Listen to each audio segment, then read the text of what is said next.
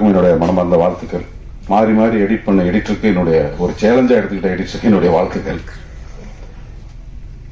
ஒரு பகுதியில் வாழ்ந்து ஒரு அரசியல் கட்சி பின்புலத்தில் தமிழ்நாட்டுக்கு அறிமுகமான ஒரு மனிதனுடைய கதை. அதுல சில கதாபாத்திரங்கள் சில கதையை காட்சியா சொல்ல முடியாது. ஏதோ ஒரு கேரக்டர் மூலமா அந்த கதையை நகர்த்திக்கிட்டே போகணும். அது சில டைரக்ஷன் உத்தியில அது ஒரு விதமான உத்தி. அதுதான் அந்த மாதிரியான ஒரு கதாபாத்திரம் தான் என்னுடைய கதாபாத்திரம். பெரும்பாலும் காவல்துறை அப்படின்னா ஐபிஎஸ் அல்லது டிஜிபி அந்த பெரிய ஐபிஎஸ் லெவலில் இருக்கிறவங்க அல்லது டிஎஸ்பி எஸ்பி அது மாதிரியே பார்ப்பாங்க. பட் கிரவுண்ட் ரியாலிட்டியில் அந்த கான்ஸ்டபிள் கேரக்டர்ஸ் நிறையா ப்ளே பண்ணோம். அதிகாரிகளுக்கும் விசுவாசமா இருக்கணும், லோக்கல் இருக்கவங்களோடையும் ஒத்து போகணும், உளவும் பார்க்கணும், உளவும் சொல்லக்கூடாது, ரகசியமா இருக்கணும், ரகசியத்தையும் சொல்லணும்.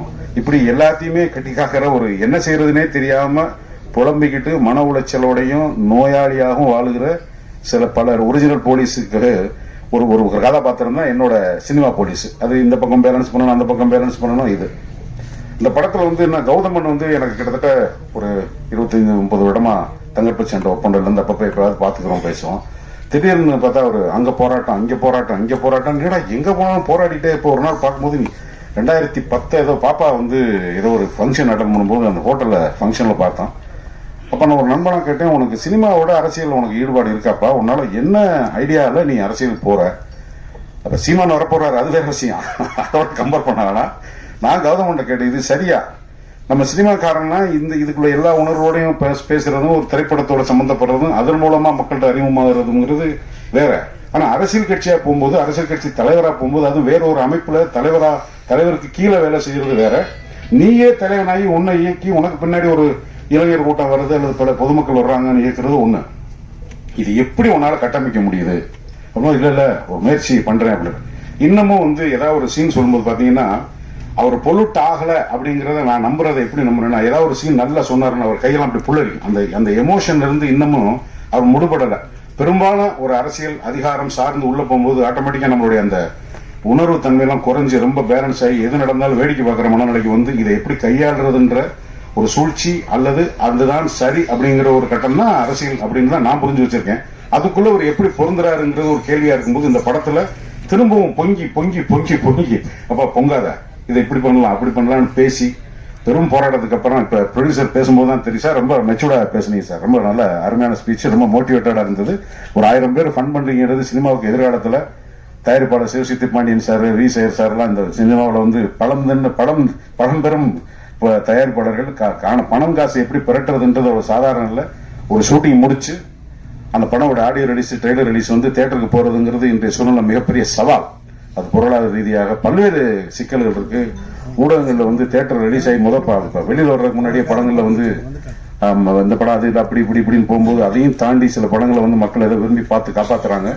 இந்த படம் அந்த மாதிரி ஒரு எமோஷனலான ஒரு அப்ரோச் உள்ள ஒரு படம். அதுல ஒரு நல்ல கதாபாத்திரம் கொடுத்ததுக்காக கௌதமனுக்கு என்னோட நன்றி.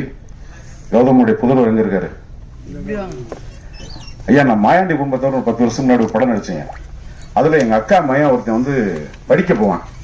அவனை ஒரு சின்ன சண்டை சீன் வரும்போது எனக்கு ஒரு டயலாக் எடுத்தாரு, டேய் ஜாக்கிரதையா இருடா, ஊருக்குள்ள எல்லாரும் இழுத்து விட்டு போயிடுவாங்க, ஒழுங்கா போய் படி அப்படின்னு. அதைத்தான் நான் உனக்கு சொல்ல விரும்புறேன். சமீபத்தில் உன்னை பத்தி ஒரு செய்தி வந்தது, எதையா இழுத்து விட்டு போயிடுவாங்க, உன்னுடைய இலக்கு எதுவோ அதுல நீ ஜாக்கிரதையா இருந்து அச்சீவ் பண்ணணும்ன்றது படத்துல நல்லா நடிச்சிருக்க. தனுஷ் படத்துல இட்லி கடையில நல்ல கேரக்டர் பண்ணா ரொம்ப நடிச்சான். சோ நல்ல நடிகனாகி நீ வரணும். மற்ற ஏரியாலாம் இப்ப வேண்டாம், உனக்கு சொல்ல வேண்டியது என்னோட கடமை. வாழ்த்துக்கள், எல்லாருக்கும் நன்றி. எனக்கும் வணக்கம்.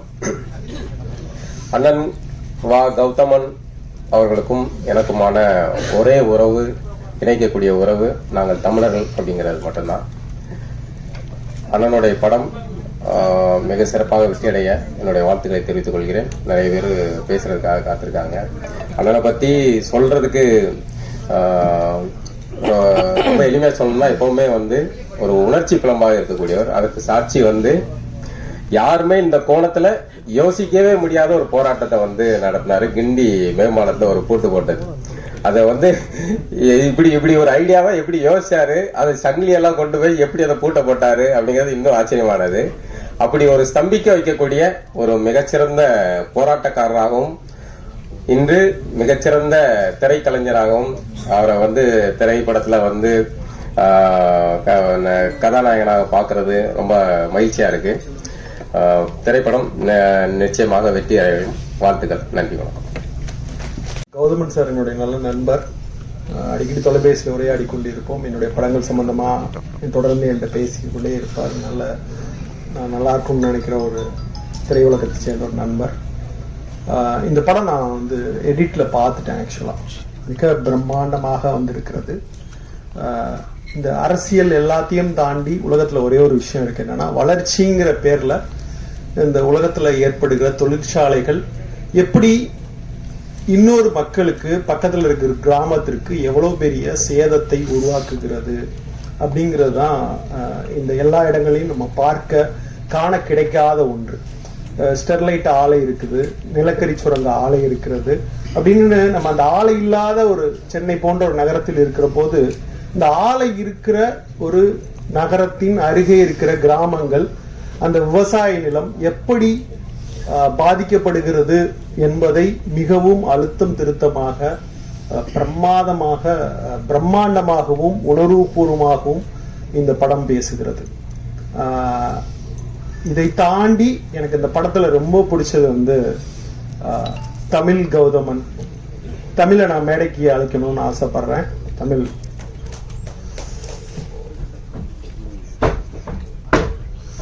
தமிழ் வந்து சாரோட பையன் பிரமாதமா பண்ணியிருக்கேன் அந்த படத்துல. ஒரு பெரிய நான் படம் பார்த்துட்டு சொன்னேன், உங்க பையன் போர்ஷனை ரொம்ப ரசிச்சேன் அப்படின்னு சொல்லிட்டு. ஏன்னா நான் வந்து இந்தியன் படத்துல வந்து ஒரு ரோலுக்கு வந்து ஒரு பையன் வேணும் அப்படின்னு கேட்டப்ப வந்து சங்கர் சார்கிட்ட சொன்னேன், இந்த மாதிரி வந்து கௌதமன் சாரோட பையன் இருக்கான், பிரமாதமா பண்ணுவான் அப்படின்னு சொல்லிட்டு போட்டோ எல்லாம் காமிச்சேன். அப்ப அவர் சொன்னார், ஹீரோவை அறிமுகப்படுத்துறதுக்காக நான் வச்சிருக்கேன் அப்படின்னு சொன்னாரு. நான் சங்கர் சார் படம்னா விடுறேன் சார் அப்படின்னு சொல்லி அனுப்புனாரு. ரொம்ப பிரமாதமா நடிச்சு கொடுத்தான். சார் வந்து பயங்கரமா பாராட்டினாரு. ஸோ இப்போ இந்த படத்துல வந்து மிக பிரமாதமா வர்ற போர்ஷன் அவ்வளோ மண்ணும் மனத்தோட ரொம்ப பிரமாதமா அவ்வளோ அழகா இருக்கு. இப்ப இட்லி கடை படத்துலையும் பண்றான். விரைவில் ஒரு பெரிய தமிழ் மண்ணின் கதாநாயகனாக வருவதற்கான எல்லா கூறுகளோடு அந்த டெடிகேஷன் எல்லாமே இருக்கு. ஸோ தமிழை நான் மனமாற வாழ்த்துக்கிறேன். இந்த படம் வெற்றியடைய மனமார்ந்த வாழ்த்துக்கள். நன்றி. வந்திருக்கிற எல்லாருக்கும் என்னோட மனமார்ந்த வணக்கங்களும் வாழ்த்துக்களும். நான் சத்தமா பேசுறேன், மன்னிச்சுக்கோங்க. ஸோ இங்க இந்த படத்துல வந்து எப்பவுமே என்ன சொல்றது பாருங்க, எனக்கு ஒரு பெரிய அறிமுகத்தை கொடுத்து பேச சொல்லிட்டாங்க. இந்த படத்துக்கு இணைஞ்சதுக்கு வந்து மிகப்பெரிய காரணம் என்னன்னாச்சுன்னா, அவர் எனக்கு ஒரு நண்பர். அது இல்லாம ஒரு முக்கியமான விஷயம் சொல்லணும். என்ன அப்படின்னாச்சுன்னா, நான் மதுரையில நாடோடிகள் 2ன்னு ஒரு படம் ஷூட் பண்ணிக்கிட்டு இருக்கிறப்போ ஒரு மிகப்பெரிய போராட்டம் தூத்துக்குடியில. அந்த போராட்டத்துல என்னுடைய குடும்பத்திலிருந்து ஒருத்தர் இறந்துட்டாங்க. இப்போ நான் அங்க போயிட்டேன். போனதுக்கு அப்புறம் நம்மளை சுத்தி இருக்கிறவங்க யாருக்கிட்டையுமே பேச முடியல. யாராவது ஒரு தோள் கிடைக்காதா நம்ம பேசுறதுக்கு? ஏன்னா நம்ம அங்க போய் நிக்கிறப்ப யாரையுமே பார்க்க முடியல, பக்கத்துல நெருங்க முடியாத ஒரு நிகழ்வு. பேசுறதுக்கு ஆள் இல்ல, தோள் கொடுத்து அழுறதுக்கு ஒரு தோள் கூட இல்லைங்க. அந்த நேரத்துல முதல்ல வீறி பீறிட்டு வந்த ஒரே ஒரு ஆள் அப்படி யாருன்னா நம்ம கௌதமன் சார் தான். ஸோ யாருமே இல்லாத நேரத்தில் திடீர்னு இப்படி ஒருத்தர் வந்து நிற்கிறாரு அப்படிங்கச்சுல எங்களுக்கெல்லாம் உண்மையிலே ஒரு மிகப்பெரிய சந்தோஷமா இருந்துச்சு. என்னன்னா கௌதம் சார்ட்ட நானும் அவரும் பழகி ஒரு 20 வருஷம் கேப் இருக்கும். திடீர்னு வந்து நின்னார். மிகப்பெரிய ஒரு போராளி தான், எப்பவுமே உணர்ச்சி பூர்வமா இருக்கிறவர் தான். சண்டை காட்சி கூட அவரே வடிவமைக்கிறதுக்கு முழு முயற்சி இறங்கி பண்ணிக்கிட்டு இருப்பாரு. ஏன்னா அவருடைய அந்த போராளித்தனம் எல்லா விஷயத்திலையும் இருக்கும். அதாவது தமிழ்நாட்டில் எந்த மூலையில எந்த விதமான போராட்டங்கள் இருந்தாலும், மக்களுக்கு எதிராக எந்த விஷயம் நடந்தாலும் உடனே நிக்கிற ஒரே போராளி அவரை தான் இருப்பாரு. டக்குன்னு உடனே வந்து நிக்கிறதுல எனக்கு அந்த விதத்துல மிகப்பெரிய பெருமை. இந்த படத்துல நான் ஸ்டண்ட் இயக்குனர் ஒர்க் பண்ணேன். அவருக்கும் சரி, அவருடைய புதல்வன் தமிழுக்கும் சரி ஒர்க் பண்ணோம். 2 பேருமே மிகப்பெரிய டெடிகேட்டட்னா என்னன்னா, அந்த படத்துக்காக எவ்வளவு வேலை செய்யணும். இப்ப சார் சொன்ன மாதிரி அவருக்கு 1000 பேர்கள் முதலீட்டாளர்கள் இருந்தாங்க. எனக்கு தெரிஞ்சு 1000 ரொம்ப குறைச்சல். இன்னும் வருங்காலங்களில் நிறைய லட்சாதிபதியான மக்கள் வந்து நிறைய பேர் அவங்களுக்கு சப்போர்ட் பண்ணுவாங்க. இந்த படம் மிகப்பெரிய வெற்றியடையும். என்னோட மனமார்ந்த வாழ்த்து. எல்லாருக்கும் வணக்கம். மேடையில் இருக்கிற எல்லாருக்கும் அன்பான வணக்கம். அண்ணன் இருக்கும்போது இங்கே நிறைய பேச முடியாது, அதனால் நான் சீக்கிரம் போயிடுறேன். ஒரே ஒரு 2 வார்த்தையில் முடிச்சிடுறேன். கௌதமன் சார் எனக்கு ரொம்ப நெருங்கிய நண்பர், ஒரு அழகான ஒரு எளிமையான ஒரு மனசு நண்பர். ஸோ அவர் தான் இதுக்குள்ளே என்னை வர வச்சது. அவர்னால இன்னொரு ஒரு அழகான ஒரு நண்பர் எனக்கு கிடைச்சிட்டாரு, அருமையான நண்பர், நம்ம கிருஷ்ணமூர்த்தி சார், ப்ரொடியூசர். அவர் one of the producer, Krishnamurthy sir. So sir வணக்கம் சார். ஸோ அவ்வளோதான். இதுக்கு மேலே அண்ணன் இருக்கும்போது நான் நிறைய பேசலை, ஏன்னா அண்ணன் டைரக்ட் பண்ண படமும் நான் பண்ணேன், அது மட்டும் சொல்லிட்டு ஓடிடுறேன். நான் அண்ணன் கூட வாழ்த்துக்கள் தம்பி இந்த மாதிரி வாழ்த்துக்கள் படம்லாம் பண்ணேன்.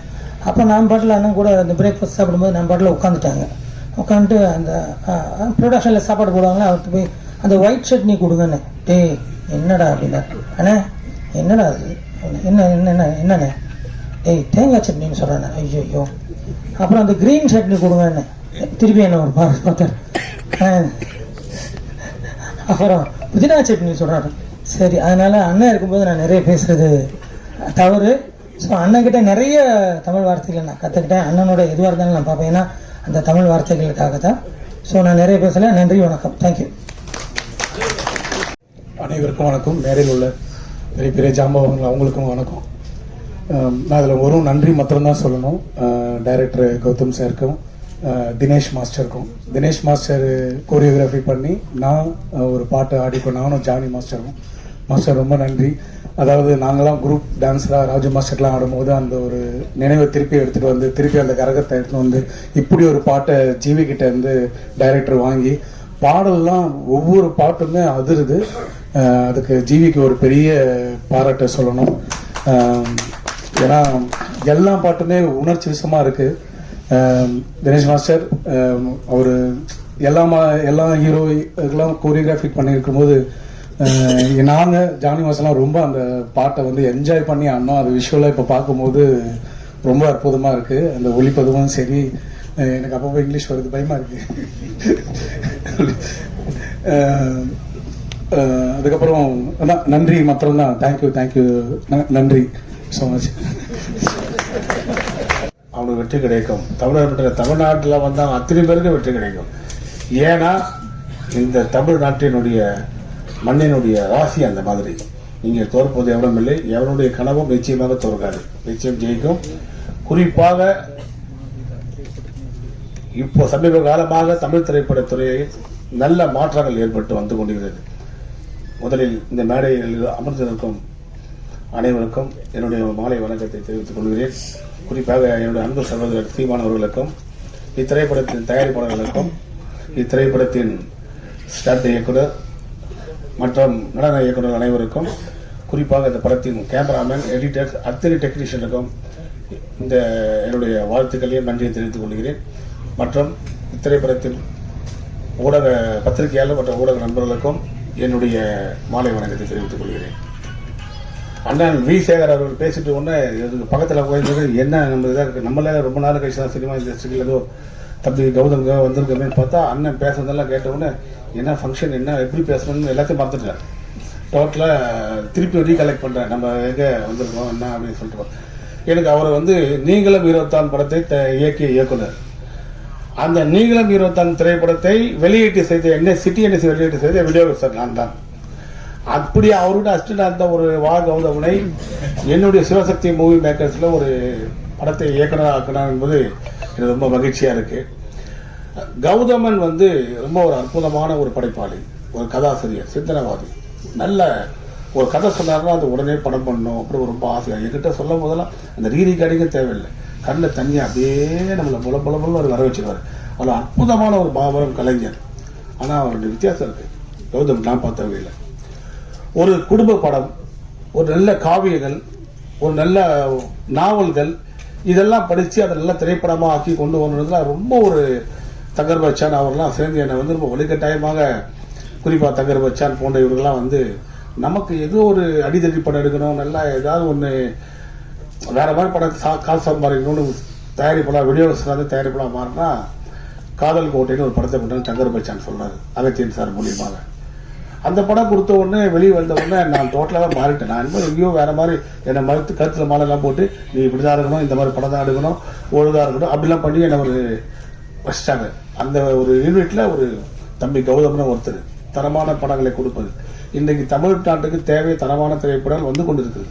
புதிய இயக்குனர்கள், புதிய நடிகர்கள், புதிய டெக்னீஷியன்கள் எல்லாருமே புதுசு புதுசாக வந்து தமிழ்நாட்டில் ஒரு சிறந்த மாற்றத்தை கொண்டு வந்திருக்காங்க.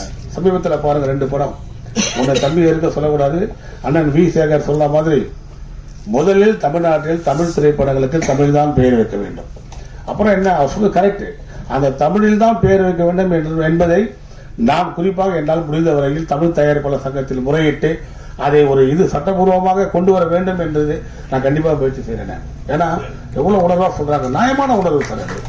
பாருங்க, படையாண்ட மாவீரா, அந்த பேரை கேட்கறதுக்கே ஒரு வீரபாண்டிய கட்டபொம்மன், அந்த மாதிரி படத்தினுடைய அந்த ஒரு வீரம், அந்த தமிழ் சொற்கள் அதெல்லாம் வந்து அதுல இருக்காதுல்ல படத்தை பத்தி. அப்புறம் வா கௌதமன் வந்து அப்படி ஒரு படங்களை சொல்லி கரைப்பான். அவரை 2 வித்தியாசம் இருக்குன்னு சொன்னேன். ஒன்று அன்பா காவியமா ஒரு குடும்ப படமா பண்ணதான் ஒரு ஆசையெல்லாம் இருக்கும். ஆனா அவர் ஸ்டைல் பாத்தீங்கன்னா ஆக்ஷன், ஒரு ஒரு விஷயத்த ரொம்ப வீரமா சொல்லணும், கொஞ்சம் வேகமா சொல்லணும்ன்றது வந்து அவர் அறியாமே அவருக்குள்ள இருந்துட்டு இருக்கு. அது உதாரணம் சந்தனக்காடு பாத்தீங்கன்னா அது ஒரு சீரியல் மாதிரியே இருக்காது, அது ஒரு பிரம்மாண்டமான ஒரு படம் போற மாதிரி அவ்வளவு ஸ்பீடு, அப்படி ஒரு படைப்பை கொடுத்தவர் முதல்ல. இல்ல கௌதம் உங்கள்கிட்ட வந்து நீ சொல்றது வேற, ஆனா உங்க மேக்கிங் மைண்ட் எல்லாம் வேற ஸ்பீடா இருக்குன்னு. இப்ப பார்த்த இந்த படையாண்ட மாவீரா படமா பிரம்மாண்டம் மட்டும் அல்ல, என்ன மேக்கிங், அந்த படத்துல மேக்கிங் எல்லாம் போட்டு காட்டும் போதெல்லாம் தம்பி பண்ணிக்கணும். ஏன்னா நீங்க எதுவும் நானே மேக்கிங் சொல்றேன்னு சொல்லிட்டு கோச்சிக்காதீங்க. அந்த அவ்வளவு சிறப்பா இருக்குது. ஒரு காட்சி அமைப்பும் ஒரு இதுவும் அந்த கேமராவோட இதெல்லாம் பாத்தீங்கன்னா மெய் சிறத்து போனேன். உதாரணத்துக்கு நான் நினைச்சிட்டே இருந்தேன், நான் ஆந்திராவில இருந்து ஒரு புஷ்பான்னு இங்க வந்துச்சு, தமிழ்நாடு மட்டும் இந்தியாவே கலக்கிட்டு போச்சு. புஷ்பா 2. இப்ப தமிழ்நாட்டில இருந்து ஒரு தமிழ் திரைப்படம் இந்தியா ஃபுல்லாவும் மீண்டும் ஒரு புஷ்பாவை விட இந்த படம் கலெக்ட் பண்ணணும் மாதிரி எனக்கு தோணுது எனக்கு. ஏன்னா படத்துடைய அந்த ஒரு காட்சி அமைப்பு, அந்த படத்துடைய பாடல்கள் வரி எழுதிய ஐயா கவியரசர் வைரமுத்து அவர்களுக்கும், இந்த படத்துக்கு இசையமைத்த தம்பி ஜிவி பிரகாஷுக்கும், ரீரிகாரி பிரமாதம் பண்ணி கொடுத்த சி எஸ் சாம் சார் அவர்களுக்கும் பிரமாதம் மேக்கிங் என்று கௌதமன் ரொம்ப ஆசைப்பட யார் ஜெயிக்கிறாங்களே எனக்கு கௌதமன் ஜெயிக்கணும். ஏன்னா நன்றி உள்ள ஒரு ஜீவன் கௌதமன். எவ்வளவு பேர் இருக்காங்கன்னா என் கௌதமன் நான் கடவுள்கிட்ட நான் வேண்டேன், இத்திரைப்படம் மிக பிரம்மாண்டமான முறையில் வெற்றி வாகை சூடும். ஏன்னா இந்த திரைப்படத்தை நம்பி தயாரிப்பாளர், நானும் ஒரு தயாரிப்பாளர், அந்த தயாரிப்பாளர்கள் வந்து சந்தோஷப்படணும். அவங்க மூலியமா வந்து எல்லாருக்கும் அந்த படம் போய் சேரணும், திருப்பி அவங்க மூலியமா படம் பண்ணணும். உன் மகன் தமிழ் கௌதமனும் மிகப்பெரிய சிறந்த ஒரு ஆளா வரணும்னு என்ற ஆசை எனக்கு. வெற்றி நிச்சயம் கௌதமா, வெற்றி நிச்சயம். கண்டிப்பா நீங்க ஜெயிக்கிறீங்க. இது ஒரு மிகப்பெரிய படமா உங்களுக்கு வரும். என்ன மாதிரி கௌதம். நன்றி, அனைவருக்கும் நன்றி, வணக்கம்.